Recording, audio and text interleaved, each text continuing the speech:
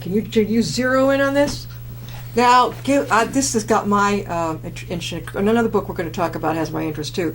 Briefly, what is this one about? Okay, so what happens here is Harry West is the protagonist of this one also. He's a consultant. Yeah.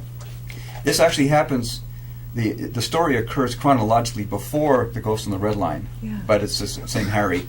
And what happens is Harry goes to Hong Kong, takes a consulting project in Hong Kong, and he gets in over his head almost immediately, because when he meets his partner over there named Stephen Blair, so it's Blair West International is their company, and their client tells them, well, you thought you were coming here to evaluate a business or deal, but that's not what I want you to do.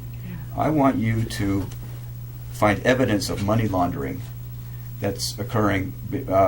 A major business leader in Hong Kong, we believe, is a front for a money laundering entity out of Shanghai, and we want you to find evidence that this is happening in this business deal.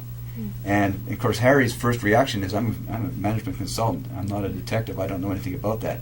But for various reasons, he takes on the assignment and gets in over his head almost immediately. So it's a thriller about a consultant that gets in over his head in Hong Kong dealing with criminals, and there's revenge and intrigue. It comes out of real life in the sense that it could happen. No, but it is happening. But also, the source of the money laundering funds, the money laundered money, is corrupt officials in China.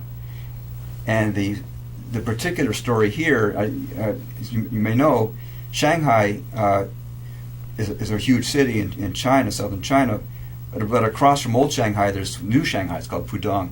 Pudong used to be farmland, and about 20 years ago it was basically confiscated, and a whole huge new city was built on that space. Well, all the farmers, their land was taken, and so there's a lot of bitterness there. So it's out of that bitterness and how they were essentially ripped off from their farms, but a lot of people made money on that, and so that money had to go somewhere. So that's the beginning of the story.